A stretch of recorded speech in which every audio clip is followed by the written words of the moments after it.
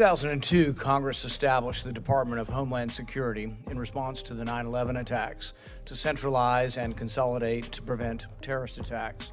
In the 20 years since its creation, the Department of Homeland Security has departed from its original mission and used its expansive authorities and funding to impede on the rights of American citizens. This is not just my opinion. In November 2022, the ACLU concluded, 20 years later, it's past time to seriously reconsider DHS. Its abusive practices aren't just antithetical to our values, they're a waste of taxpayer dollars and a distraction from serious problems facing people in our country. What should terrify every American is that the full extent of DHS's abuse of power against its own citizens are still largely unknown. The public is only recently learning the degree to which the department's Cybersecurity and Infrastructure Security Agency, CISA, was employed to surveil and censor American citizens' social media for what it concluded to be misinformation and disinformation. What was the result? Statements about COVID-19 that are now supported by evidence were flagged as disinformation. Statements, including my own, that were once labeled by our government as disinformation, such as opinions on the efficacy of masks, naturally acquired immunity, and the origins of COVID-19, are now supported by the majority of people and by the evidence, but were labeled by the government as misinformation. The government worked with social media, in fact, to censor these opinions. This is something that shouldn't happen in a free country and is contrary to the spirit and the law of the First Amendment. In 2021, DHS even put out a video encouraging children to report their own family members to Facebook for disinformation if they challenge the U.S. government narratives on COVID-19.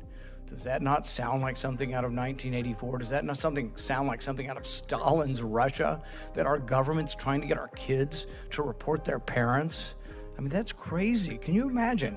Your agency's putting out a video to tell kids to report their parents if they say something like, well, maybe children don't need to be vaccinated. I still say that because it's the truth. The risks for the vaccine are greater than the disease for COVID for children.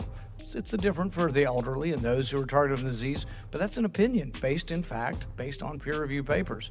But that's not that government shouldn't get involved with trying to censor and restrict my ability to say these things. In reality, the most significant source of disinformation during the pandemic, with the most influence and greatest impact on people's lives, was the U.S. government. The greatest purveyor of disinformation has been the U.S. government. All of this was occurring during what was likely the greatest national security threat to our nation in modern history, a global pandemic that killed millions of Americans. During this time, the Department of Homeland Security, working to determine the origins of COVID-19 pandemic and whether taxpayer funding went to conduct risky research in China, was this going on? To our knowledge, we know of no delving into this by the DHS. Where did the virus come from? If it came from a lab, wouldn't that be a biosecurity threat? Isn't that somehow under the purview of the DHS to be looking at where the virus might have come from? At least several of the intelligence agencies now conclude it did come from there. Dozens and dozens of the most esteemed scientists in our country now conclude that it came from a lab. We have labs doing this research in our country. Are you looking into that? You know, what's going on? Are you really trying to protect us from biological threats if we're not being told that you've looked into the origins of COVID virus at all? Instead of focusing on real threats like this, DHS was internally strategizing on how it can expand social media censorship of Americans using third-party nonprofits, as in the words of a CISA official who said, a clearinghouse for information to avoid the appearance of government propaganda. So here's our government using NGOs and using them as a clearinghouse, but let's make sure nobody sees that it's us so it doesn't look overtly like government propaganda. That's coming from your own agencies. A report published last month by the Brennan Center for Justice found at least 12 overlapping DHS programs for tracking what Americans are saying online. It found that the department's programs have veered from its original counterterrorism mission into tracking social and political movements and monitoring First Amendment protected activity of American citizens. This is a serious abuse of power. The report concluded that overbroad mandates, flimsy safeguards, and fragmented oversight have allowed overreach and abuses to proliferate across DHS intelligence programs.